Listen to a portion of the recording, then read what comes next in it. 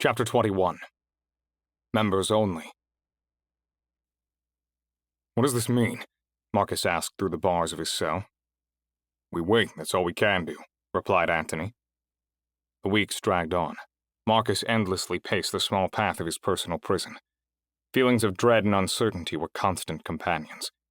He knew everything was going against him right now, but he was committed to staying calm and tried to remain centered. Then Anthony arrived. "I have something serious to talk to you about." "Okay," Marcus replied. "I got this note claiming to be from Lindsay." "I never worked with a Lindsay at the PDF." "She's one of the jurors. If this document is real, it'll blow our case apart. She can't be contacting you, and that says nothing about Lindsay's claims in the letter." "Let me see it." Marcus scanned the note.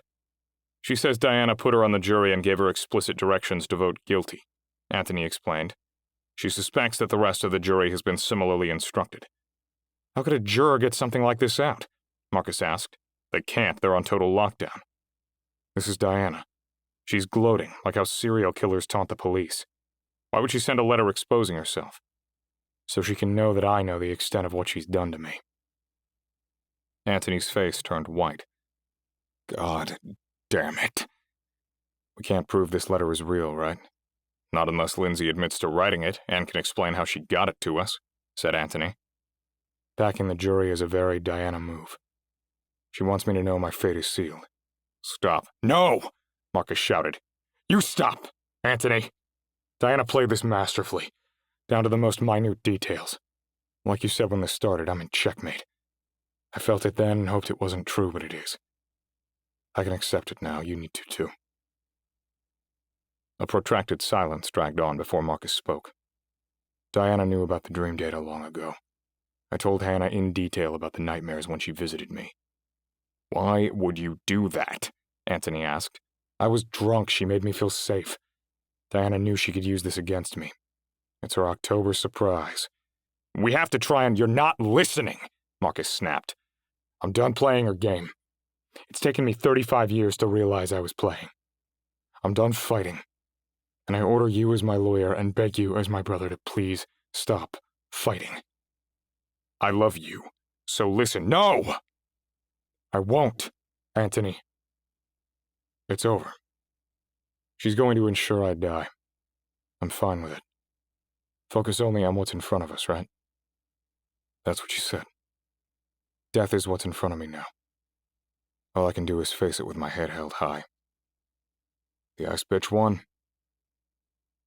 News coverage of the investigation had hit a fever pitch by the time trial resumed on Halloween, a holiday that, unlike the 4th of July, had been a casualty of Apophis. Benedict called Diana to the stand again, introducing Marcus's biometric data into evidence. The video he played of Marcus's dreams was a near-perfect match of the publicly available video of Apophis's annihilation of the 11 megacities. Timestamps of his dreams showed they preceded the real footage by decades. Marcus knew this data was genuine. He'd lived it nightly. And now that he'd resigned himself to fate, the trial felt like it was on fast-forward, only being interrupted by key moments like Benedict's final questions for Diana. "Dr. Goss!" Benedict emphasized her persona as a science celebrity now, rather than a military general. "How do you explain the near-perfect match between visions captured in Marcus's dreams and the actual destruction caused by Apophis? Is this random chance? Another unlikely but possible outcome?" "No." Chatter spread around the theater, which Judge Jordan was unable to stop for several minutes. "Please repeat your answer," said Benedict. "No. As a scientist, there's no way I can believe this is random chance. The joint probability is so low it defies credulity. Yes, it is randomly possible, but it's incredibly improbable." "What are you saying, General?" "Marcus claimed our megacities were destroyed by a sequence of events that began billions of years ago. Maybe. Another explanation is someone or something used a master algorithm against us." "Please explain what that is," Benedict asked. "If the universe follows deterministic rules, then there must be an algorithm that can be used to understand, predict, and manipulate everything within those rules. It seems clear to me this wasn't a random event at all. Someone sent those rocks raining down on our homes. It's clear from his dreams, and the demon voices he admitted to hearing, that Marcus was an agent, unwittingly or not, for this unknown enemy. It's also clear this force has military superiority, and they've fired the first shot at humanity. Finally, it's clear to me that the world needs the PDF more than ever. War is upon us, and we're just realizing we're in the fight. Your witness, Benedict said as he left the stage. We meet again, Dr. General, said Anthony, charmed. Why did you wait all these years to come after Marcus? It had been 18 years since the Nostra mission failed. I was busy saving the world, remember? Well, that was a colossal waste of time. You failed, General. The asteroid hit. Look around. Anthony spun in place with his arms out. Is this your idea of victorious salvation? We faced the biggest crisis in human history, and despite the disinformation and interference from your traitorous brother, we're still standing. Tomorrow will be a better day. It's funny you say that, because that's something Marcus says all the time. But you've never listened to him, not about this, not about Apophis. You've had it out for him from the beginning, because you resented his premonitions. Now you're trying to appropriate his narrative, just like you did with his work during your career together? When he pushed back, you drove him out of the PDF in a way you knew you could leverage. When he wouldn't back down, you deplatformed him. You insisted on the desertion charge against him because you hoped it would get him killed before trial. Let's not even mention the mysterious attack on this court, or how you've repeatedly forged evidence and packed this jury with people loyal to— Objection! Intimidating the witness, Benedict said. How can I intimidate one of the most powerful individuals in the world? Anthony mocked. She's a general, for God's sake. Overruled. Mr. Adams, we're in the final stretch, so reflect on the outcome you hope to accomplish for your client, and modify your behavior accordingly, said Judge Jordan. General, I'd like you to look at something. Anthony received a single piece of paper from Lucius covered in mathematical proofs. Diana disinterestedly reviewed it. Can you tell me what that is? Anthony asked. Math, Diana replied. The audience shared a moment of nervous laughter. What does it say? You're a scientist. Translate it. I'm not going to do that. Why not? Anthony asked. Because I'm done playing games with you. You can leave when you answer my question. Hand of science, Anthony said as he placed his left hand over his heart and held his right hand to the sky. There was a silent standoff between them. You can't do it, can you, Diana? General costs. I'm a leader. Calculus is below my pay grade. Right.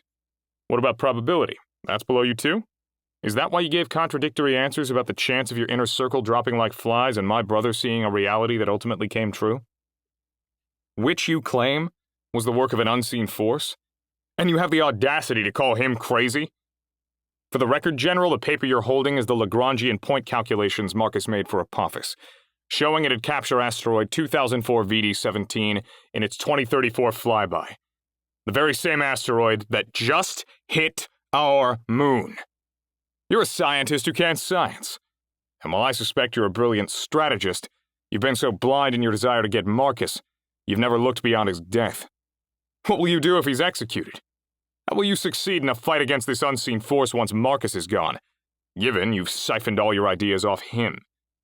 He's not another disposable colleague you can kill. Mr. Adams, yelled Judge Jordan. I am finding you in contempt of court. You will serve a month in the brig after this trial for that last comment. A month? That's a steal of a deal. Hey, Diana, Anthony said in his best game show voice. Go fuck yourself. The room exploded with shouts of disapproval, and people threw whatever they could find at Anthony and Marcus. Their lack of precision rained down havoc on everyone in the lower theater seats. You're an imposter, and you know it, Anthony shouted over the crowd. Diana sat confidently amidst the chaos. The defense is done! You've earned yourself 6 months, Mr. Adams. Judge Jordan regained composure. General Koss, you can step down. If there are any more issues with the defense or his counsel, they'll be mediated by force. Do we understand one another? I did the crime, I'll do the time, Judge. Best behavior from here on out, Anthony replied. We're moving to closing arguments, Judge Jordan barked. Prosecution has the floor. Benedict was eloquent and articulate, creating an emotionally charged moment as he repeated his indictment of Marcus's character, again blaming him for the fate of the world. Anthony took the opposite approach, briefly reminding everyone in simple terms that Marcus had been right, and was railroaded by the PDF for their own failures. Does the prosecution have a rebuttal? Asked Judge Jordan. I don't believe one is needed, Your Honor. The Adams brothers showed their character throughout the trial. We're ready to move to the verdict. Judge Jordan instructed the jury on what their obligation was and sent them off to vote. Before anyone could clear the rundown theater, the jury returned. Foreman Quinn read their verdict.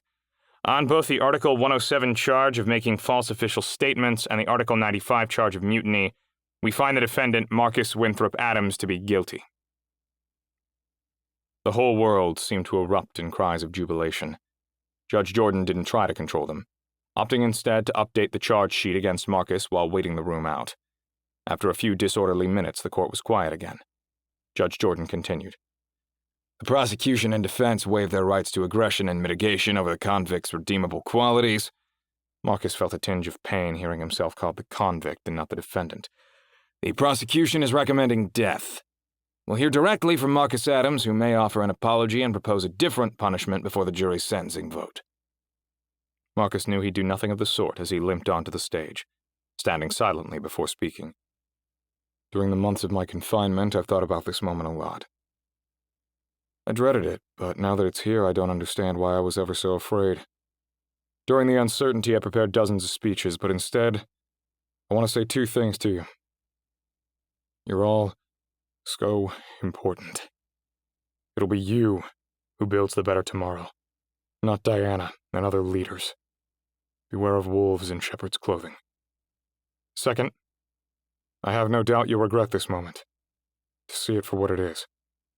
A mark of historical shame. Please remember I've already forgiven you. The room was ice cold. Your alternative sentence? Asked Judge Jordan. I don't have one. Well, you need to offer something, Mr. Adams. The PDF could give me Diana's job and support my family until I die of natural causes. The court snickered again at Marcus. Judge Jordan instructed the jury on how to proceed. And just as before, they returned quickly, this time voting unanimously for death. The room renewed their euphoria as Marcus was escorted out by guards to ensure the mob didn't attempt vigilante justice. Marcus was sitting silently in his cell when Anthony arrived with Monica. Everyone was crying, but they knew they had to say goodbye, which helped them focus on the happy memories they'd made together. After Monica left, Anthony explained decimation. This is something I hoped we'd never discuss. Out with it. Marcus gripped the cell bars with steady hands. Tomorrow you'll be moved to a pre-confinement chamber. It's a windowless pod they'll haul out to the salt flats. On the way you can eat your final meal, Pass. Food is scarce and I won't get any mileage out of the calories. A kind gesture for an undeserving world. It will help, Marcus insisted. I hope you still feel that way when you reach the salt flats and witness the true nature of this thankless mob. Will it be broadcasted? Yes. Diana wouldn't waste the chance to prove her power. One final moment to be the center of attention. Marcus got a small laugh from Anthony, who wiped a stray tear from his eye. When they open your pod, Anthony continued, you'll be facing a pathway 100 feet long, running eastward, with 9 of your co-workers from the PDF lined up along the way. You'll face each, one at a time, as you approach your funeral pyre at the far end of the path. That's where you'll be killed and cremated. I'd be shocked if Diana can find 9 people from our team who are still alive. She only has to find 8. Why? It's decimation. Me plus 8 doesn't equal 10. She'll be the final person you'll face. Everyone gets a moment to say something to you. I can only imagine what she's prepared. It doesn't matter. How do I die? Marcus stared at Anthony. 2 MPs will escort you to the pyre. You'll have a black hood placed on your head, and a golden plasma pulse collar secured around your neck. You'll lay down and the collar will send a focused beam of energy through your neck. It's a guillotine for the digital age. The next morning came quickly despite a sleepless night that had been sacrificed for final reflections. Marcus found his pre-confinement pod to be a unique and interesting space. Another new place beyond his cell, the hospital, and the roofless theater. When the door was finally opened, the pure white of the salt flats scorched his eyes, making it impossible to see anything as he was pulled from the pod. When his vision returned, he didn't recognize any of the PDF members tapped for the macabre task. Their uniforms popped against the canvas of salt they stood upon. The public surrounded him, ready to receive his blood offering. They donned the PDF's colors, creating an expansive sea of crimson. Marcus was pushed forward. He didn't internalize a word anyone said to him. He was focused on his pyre until he reached Diana. Smiling, she leaned into his right ear and giddily whispered 2 words. I won. She stepped back, resting her hands on his shoulders. Marcus was pushed again to the end of his path and the base of his funeral pyre. The large pile of pine wood, fueled with a potassium chloride accelerant, would engulf his body in a beautiful blue hue.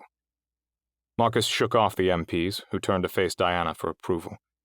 She nodded, and Marcus walked himself up the pyre, placed the hood on his head, and secured the golden collar around his neck before laying down, skyward to face his fate. The noise of plasma charging in the collar drowned out the roar of the mob. It was a soothing sound. Sequence ID number 417. Data ends. Marcus woke, memory clean and sicker than ever. Brad was waiting in the locker room with a mammoth smile. Congratulations, Marcus. I'm happy. No, I'm out of my mind to say you've passed selection. What? You're done! Marcus thought this moment was far in his future. Brad motioned toward a locker. 19. Marcus. You said this would take months. Could, not would. I gave you an average. Under normal conditions, half the proxies do it faster and half do it slower. No one's been this fast. I know outliers like you exist. They're why I get up every morning. I just haven't met one yet. Marcus wasn't convinced. You're 1 in a billion! Brad's words were flying faster than Marcus could catch. At most, there are 6 others like you on Earth. You can accelerate Project Noble to the first milestone, M1, and integration beyond that by accepting your rightful position in the cohort. Marcus was frozen. If you say no, there will be no hard feelings. But you won't be able to come back. If you say yes, you'll never be turned away. Ever. Those are your paths. Choose one and start walking. I'm in.